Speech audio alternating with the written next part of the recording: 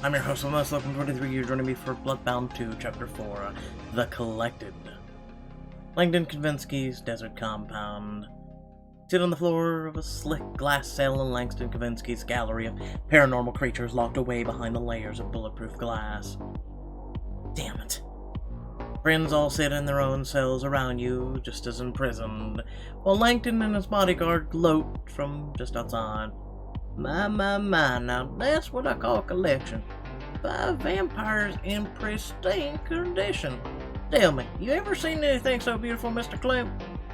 No, sir, I've not. Adrian slams a fist against the glass. Kavinsky, you sick bastard! Let us out! Oh, baby, I love that. The red eyes, the fangs, the passion. Magnificent. Keep that up. I'll bring by my friends later, would you? Now then, Mr. Clem, I'm just a fiending for a Sarah Superior. Care to join me for one? My pleasure, sir. As the two turn to leave, you lean forward and shout. Langdon, please, let's make a deal. Sure, here's my deal. You sit in that cell looking all pretty, and I make a killing showing you off as a collector to the community. Walks off, chuckling to himself. Make a deal? I'm Langston goddamn Kavinsky. Langdon and Clem walk off, the metallic door sliding coolly shut behind them. Glower after them, slump back angrily. God, I hate that guy. Believe me, you're not alone. You turn to Adrian to see him sitting against the back of a wall or cell, glaring at nothing. Are you okay, Adrian? Just thinking of how to get us out of here. Why did you want me to pretend I'm a vampire too?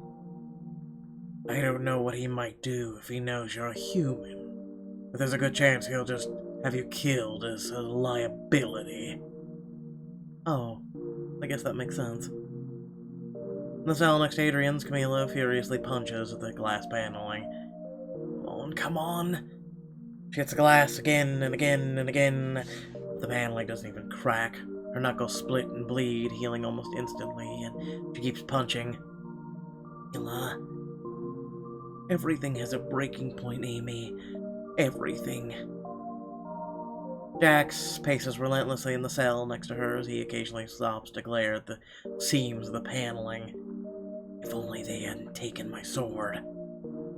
Your sword wouldn't make much of a difference against this glass. Still, it made me feel a hell of a lot better. And in a cell beside yours, Lily sits leaning against the wall. Everyone's so on edge. Talk to Adrian. You sure you're okay, Adrian?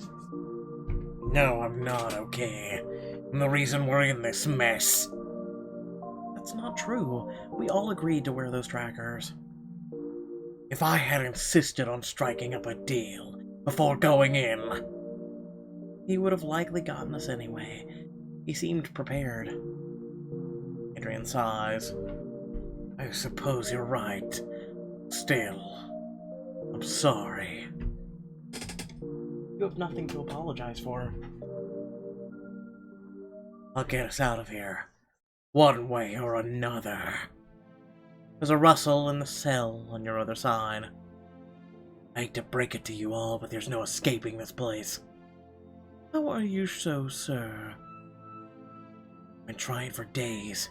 There's no way out of these cells. But they can come and feed us eventually, right? I tried to jump them at feeding time, but didn't get very far. He lifts a thick forearm to show that he's wearing a metal tracker. Skin all around it is badly burned. My name's Cal. By the way, I figure we might as well start to get to know each other. Are you a vampire too? Nah, I'm no bloodsucker. Werewolf. The companions immediately perk up. Adrian stands to get a better look at Cal. A werewolf? I've never met one of your kind before. Me neither. I've always been curious. This guy is a werewolf. It raises so many possibilities. Lily has written a lot of werewolf fanfic. Shut up, don't tell him that. How did Kaminsky trap you, anyway? Hal clears his throat. My pack leader, Christoph, sent me here. There was a rumor that Kaminsky had the skull of Noctus, an artifact deeply important to my pack. But it turns out it was a trap, the same way he got you. Tell me, what other creatures are here? I'm not sure if I've seen them all, and frankly, I don't know what to call a lot of them.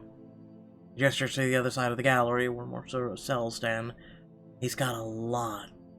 He's got some kind of moss hound, a weird shadow ball thing, a bunch of others.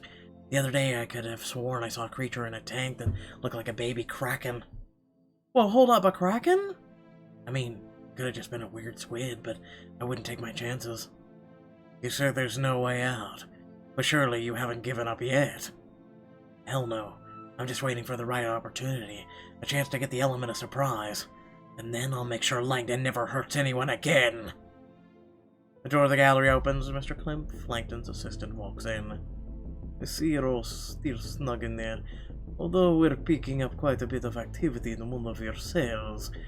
If you don't do any good to keep banging on those panels, Miss Saeed, why don't you open them up and I'll bang on something else? Aren't you delightful? He watches Mr. Klimpf wanders through the gallery, ticking off security checklist as he goes. An idea suddenly occurs to you. You shoot Adrian a glance. He shakes his head and mouths no, but you do it anyway. Mr. Klimpf, please, you have to listen to me. There's been a mistake. Amy! You shoot him a look, and he remains silent, watching you nervously. What did you say? I said there's been a mistake. I'm not a vampire. Excuse me? I'm a human. Amy! Please, Adrian, tell him the truth. I'm just your assistant. Mr. Klimpf, I'm as human as you are. Really? And surely a man of morals such as yourself wouldn't want a human woman to suffer in a cell among monsters. Whatever you're trying to pull, it won't work, vampire. Ah, fine, I'll prove it. Taking a page out of Camilla's book, you start punching the glass. Amy! After a couple of solid punches, your knuckles are scraped up and bleeding. You hold him to Klimpf to see. Look, not healing. He watches you while the others hold their breath, keeping their faces blank. Alright, I'll bring you to Mr. Kaminsky so he can make sure you're truly human. But I gotta tell you, girlie, I might not like where that leads. The Klimpf takes a device from his pocket. When he presses a button on the device, the panel before you slides up and he jerks you out. Follow me, and if you try anything, you're getting fried like a Thanksgiving turkey. Can it be a Cajun turkey, please? Wouldn't dream of it. As you walk out of your cell, you exchange a quick glance with the others. Adrian nods grimly. Back for you. Follow Klimpf through the gallery, highly aware of the metal tracker on your wrist.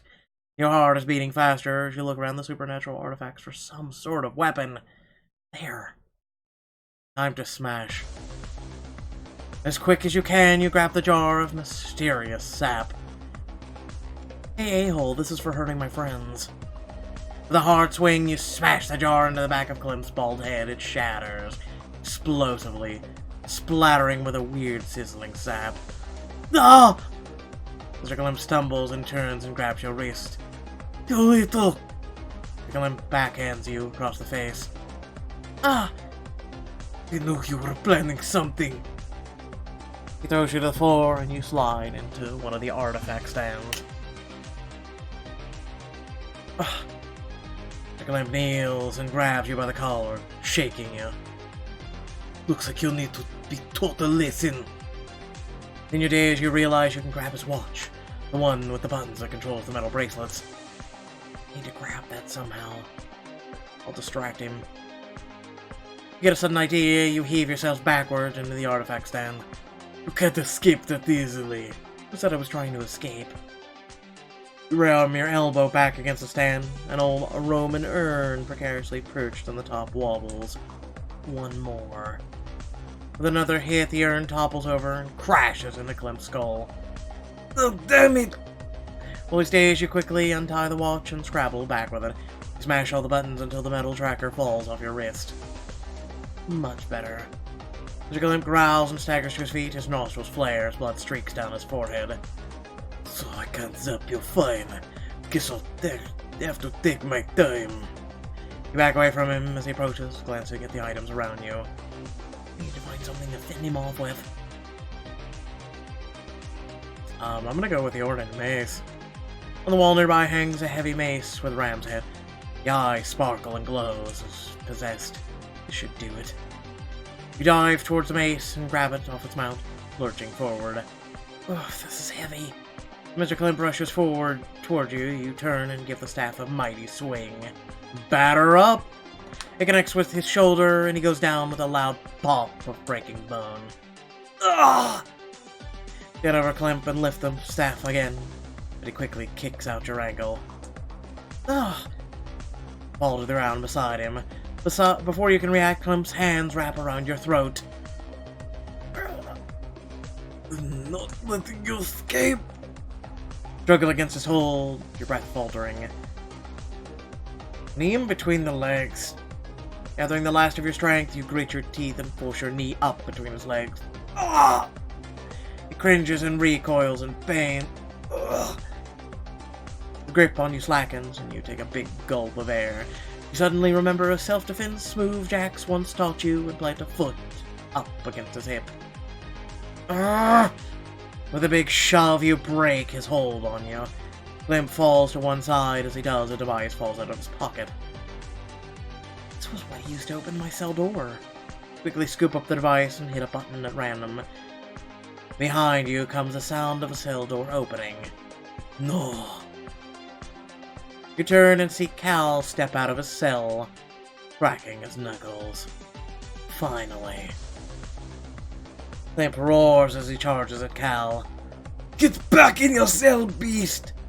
Bring it, little man. And then before your eyes, Cal transforms.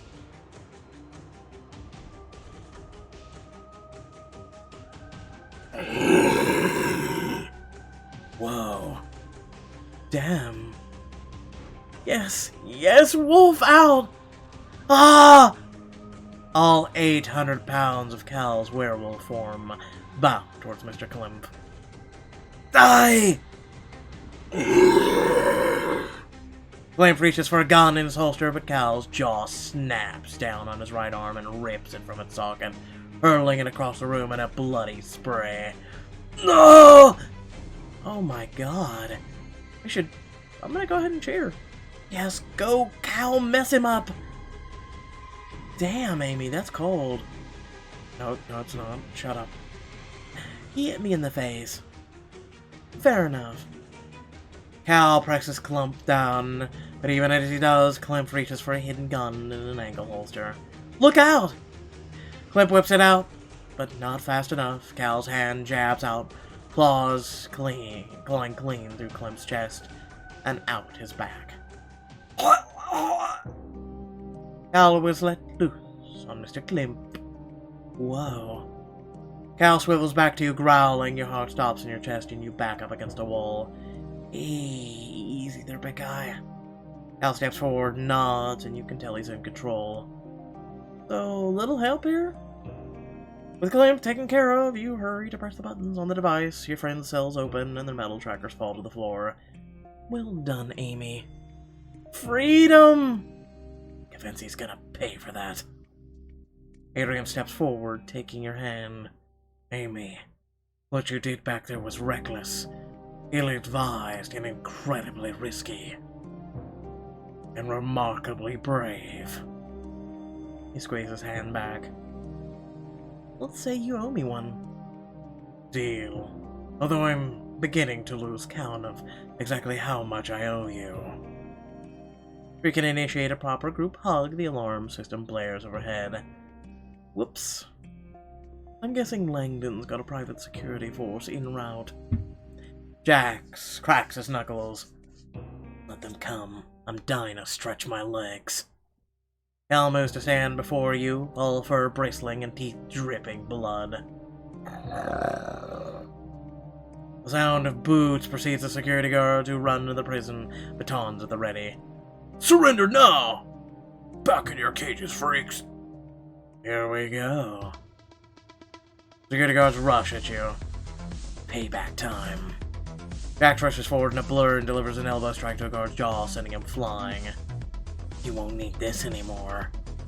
He grabs the guard's baton midair and hurls it into another rushing guard, dropping it with a solid thump. Much better. Meanwhile, the guard rushes Camille, only to catch her fist in the center of his chest. He hurtles back across the room, smashing into a wall.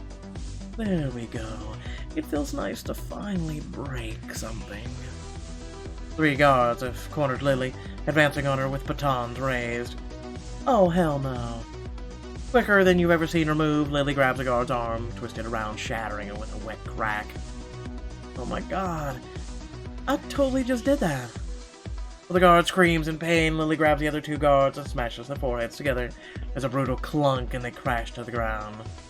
Have I mentioned how much I love being a freaking vampire? Standing by the cells, you watch the fight, unsure how to help. Lauren is so fast and strong. Yes, but if you hadn't helped and got them out of the cells, they'd still be in the cells, so technically you've already done better. I'd better stay way over here. You decide to hang back, not wanting to distract anyone from the fight. This is just like the part where Sora has to fight 1,000 Heartless, except with murder.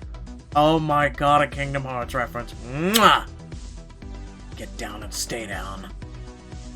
You got blood on my suit. Big mistake. This is what you get for serving a man like Kavinsky. Everyone is so incredible. On the far side of the room, Cal is thrown through 4 guards. And one slips behind him, stabs him in the flank with a knife. Cal! Adrian slides under Cal's back legs as Cal swipes a massive forepaw at the oncoming guards. As he hops back to his feet, Adrian yanks a knife out of his flank and throws it at the guard, cutting right through his helmet and embedding it in his forehead.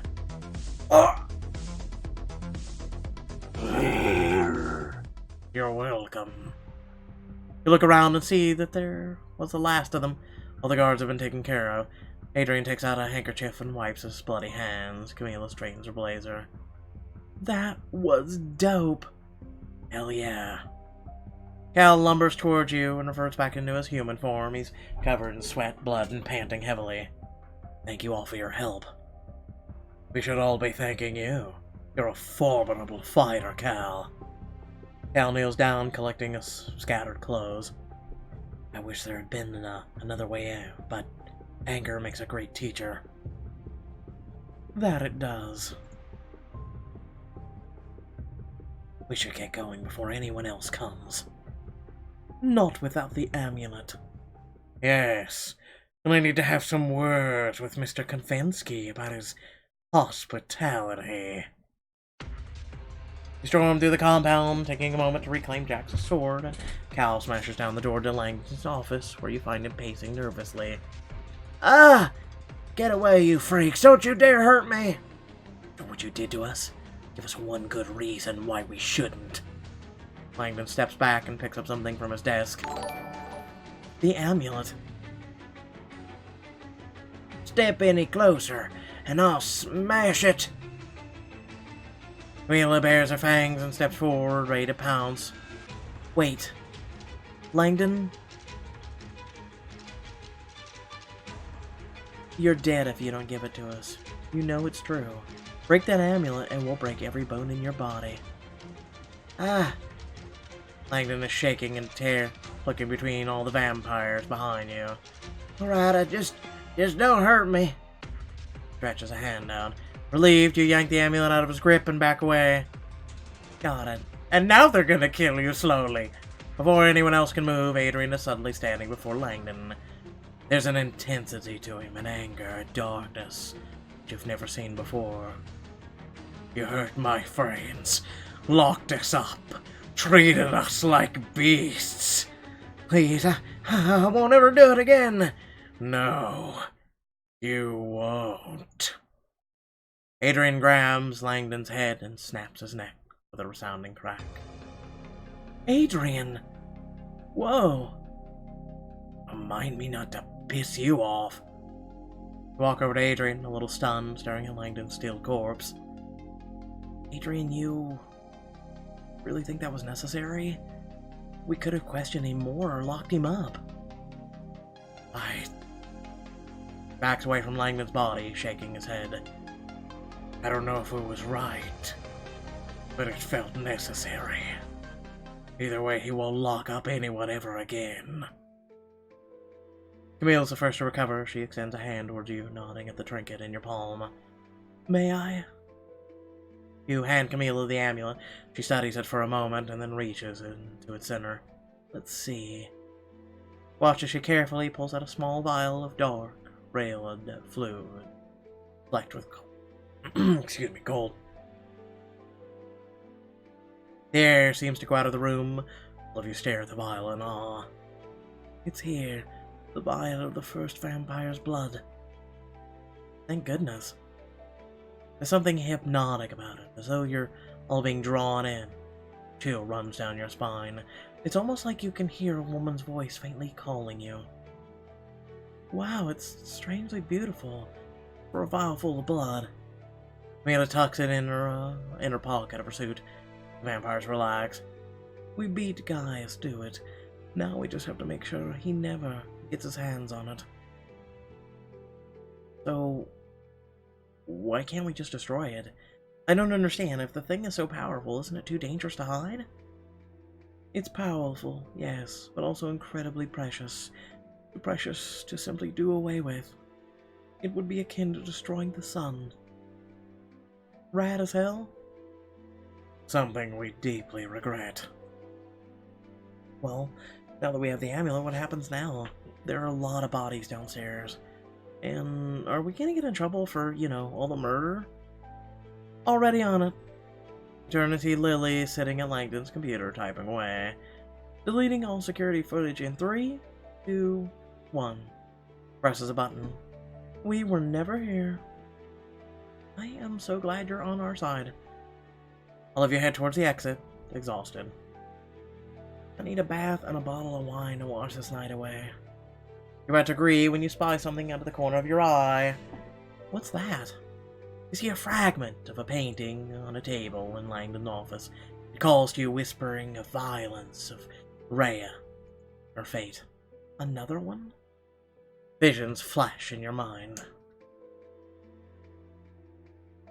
Priestess, what happened? You were exiled to the caves. I was, and in the depths I found true power.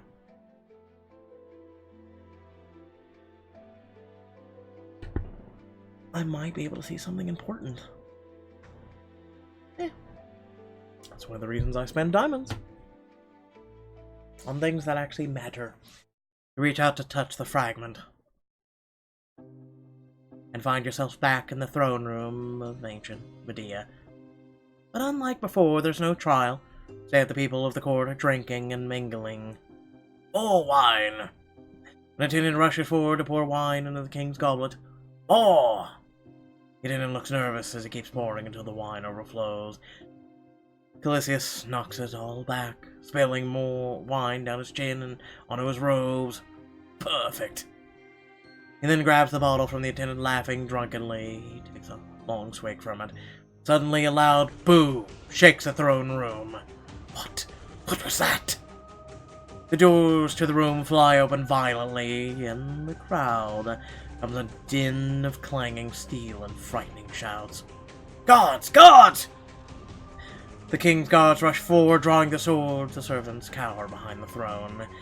And then from the crowd, a terrified soldier emerges. My king, I had no choice but to help her.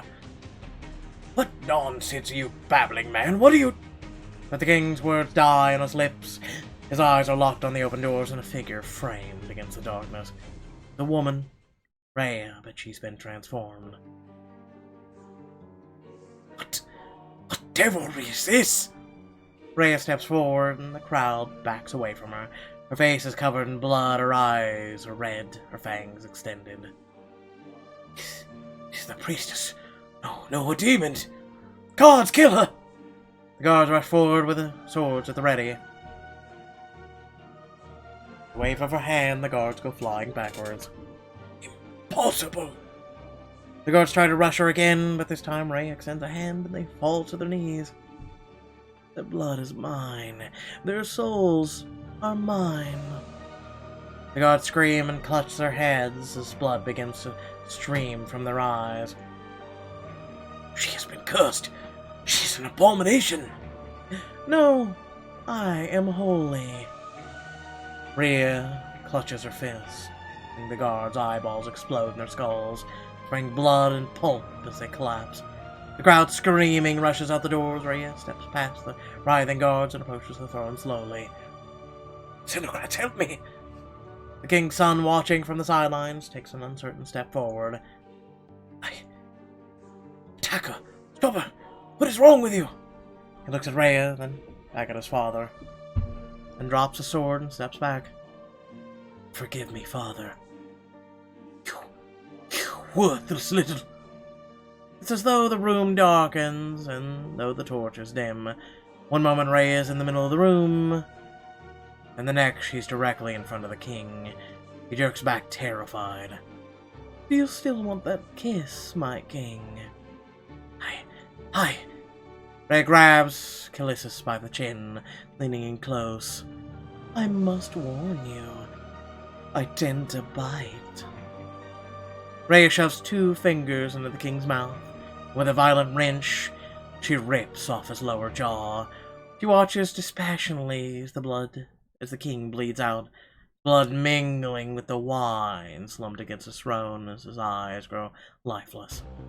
She turns to Xenocrats, tossing the broken off jaw to the floor as if it were a dirty rag. Well, what to do with the whelp? Priestess, what happened? We're exiled to the caves. And I was.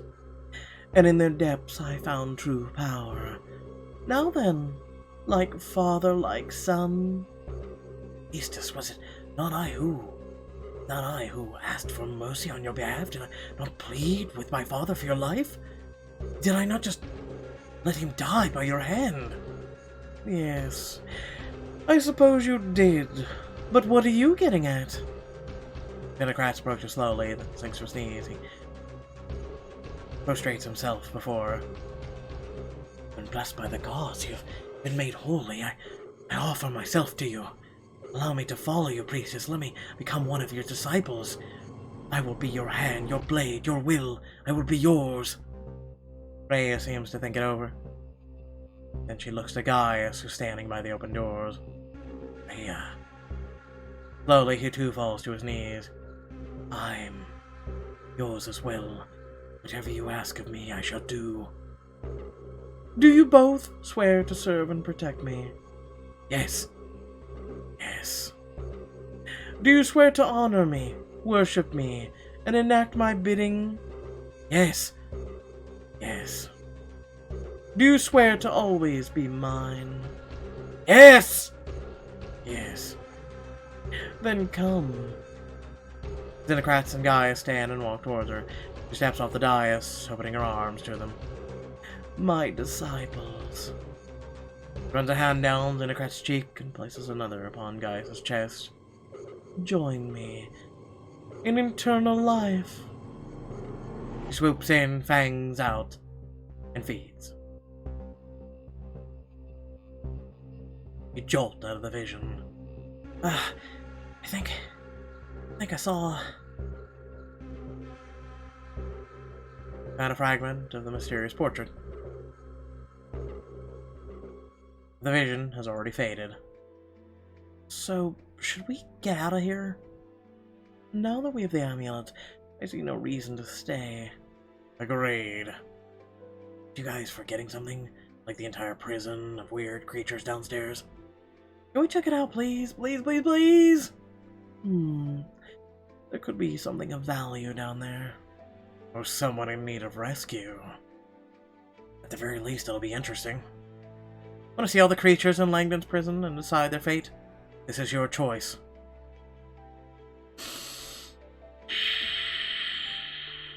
Fine. Alright, let's be quick about it. Lily, no hitting on any of the monsters. Why would you assume that I would? Yeah, okay, fair enough. The 5 of you head back to the gallery. For the first time, you get a good look at the cells. Whoa. Is that... God, what is this place? Feel Lily's hand, find yours. What should we look at first? Oh my god. Swamp Thing, the jackalope, the shadow ball thingy. Oh, this is what happens when you go after ATV. I'm gonna go for Swamp Thing. Get over to the cell where some kind of swamp monster sits motionless in the corner. Whoa. Gross. But cool. But gross. He doesn't move as you approach. His eyes don't even flick towards you. Is it even alive, or is it like a statue? It's not a statue, but I wouldn't call it alive either. More of a tool than a creature. You know what it is? A golem. It was surprisingly common in the 4th century, during the Age of Magic. Like, my precious? That's a golem. A golem is a construct made of clay or stone, or, well, vegetative matter. They serve their master's will. And when their masters die, well, they become this. So it's like a plant robot. One that doesn't work anymore? Basically, yes. It's a bit sad, really. Really? That makes you sad? You're a sad brains. I'm just impressed you got the Lord of the Rings reference. Are you kidding? I was with Tolkien when he made it up.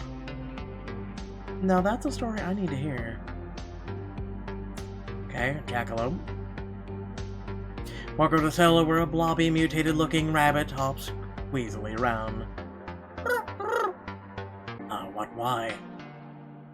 Now that is a new one. I think it's technically a jackalope, but I kind of picture them cuter.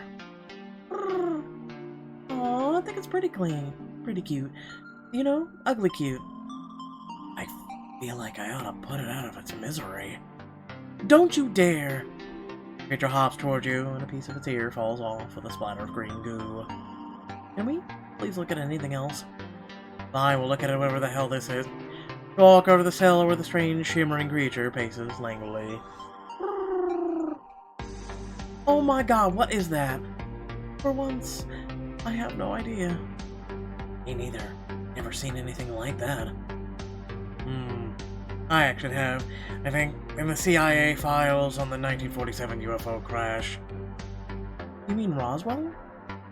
No, Roswell was fake to throw off the Russians. The real UFO crash was outside of Santa Fe. I swear I can now tell if you're messing with us. Not this time. The FBI agents on the scene reported seeing a creature not unlike that one. So it's a cute, friendly alien? Can we adopt it? They also reported that it bathed in enough cosmic radiation to fry the flesh off of our bones. Never mind, let's keep it behind the glass. Got a ball thing. You all go to cell where a strange, shadowy ball of fire hovers in the air. Oh, it looks adorable! I'm gonna pet it. Okay, now that's wild. Is that like a fire elemental? Is that a thing? If I kill it, do I get EXP? I'm guessing that's one of your video game jokes. So no, yes, it's a World of Warcraft joke. It's a shade. That's essentially what happens when you try to create new life from the essence of an already dead creature.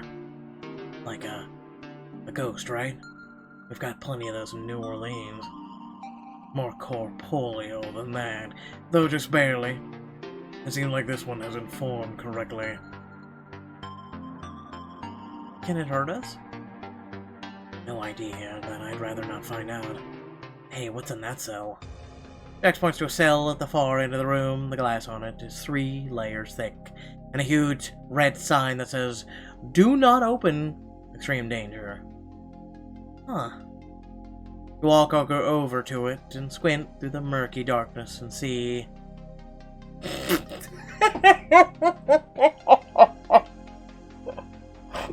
Okay. What? Like, is this a joke? I don't understand. Me neither, and I don't like it. Guys, are you kidding? It's a toy. You want to agree, but looking at it makes your skin crawl. There's something about it, something off, and like it's made of wrongness. It just moved. No, it didn't. I think it might have. Guys, it's just the light messing with you. There, it moved again! And even though you didn't see it move, it really seems like it's closer. You stare into the toy's glassy eyes, and for just 1 second you can feel a terrible fleshy hand scrape down your spine, and you hear, distantly, a small child's laugh.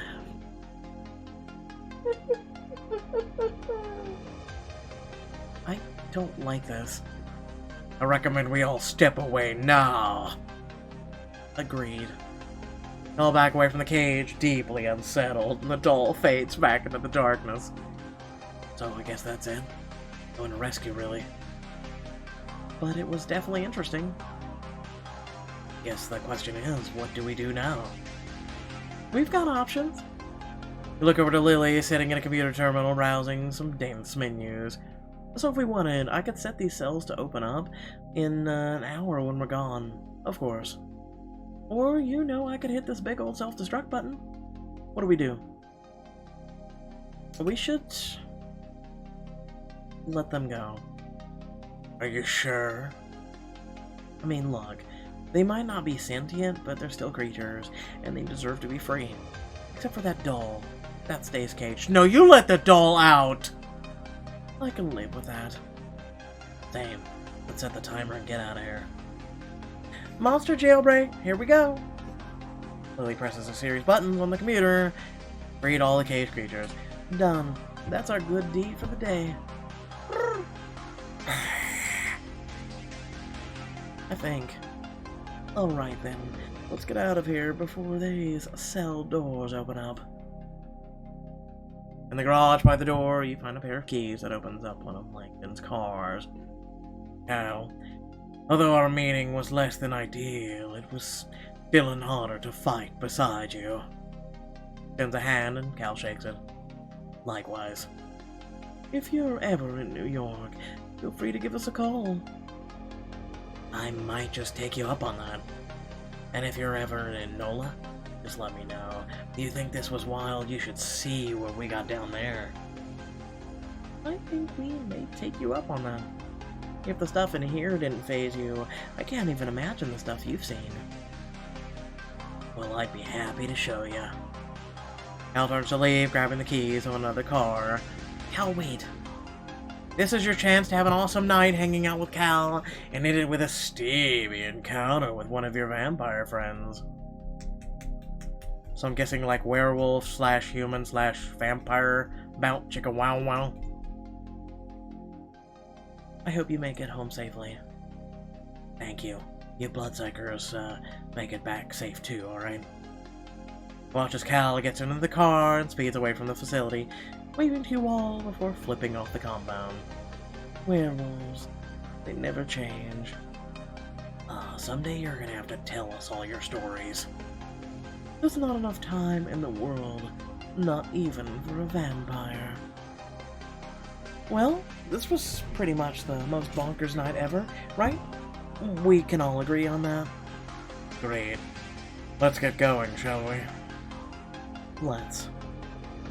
You and the others get in the car and head back to the Cordonia Grand to get some rest. Later, while you're sleeping, images flash like half-formed dreams. The sap of the tree rests in the blessed chalice. The sky shall turn red, the earth shall be torn asunder, and the first shall walk again. And another image comes, one of a familiar face. Oh. As you stare at Adrian, you're almost lulled into a feeling of safety, and Adrian's hand shoots out, grabbing you by the throat. His hand tight. Adrian? You jolt awake, your heart hammering in terror. Ah! What the hell was that? Hide your fear of what he did to Langdon. It's manifesting itself in your dreams. You probably need to in a future chapter, handle that, since he kind of went off and went all over you, but, you know. Anyway. With that being said, I hope y'all did enjoy the video. Please remember to like, share, and subscribe. Head down description below, links to our Facebook, our Twitter, Instagram, and the whole 9 yards. And, well, without further ado, there's also links to our Discord if you want to come hang out there, or links to support me and my content. And, well, I'll pretty much catch you all in, hopefully, the next video. Peace.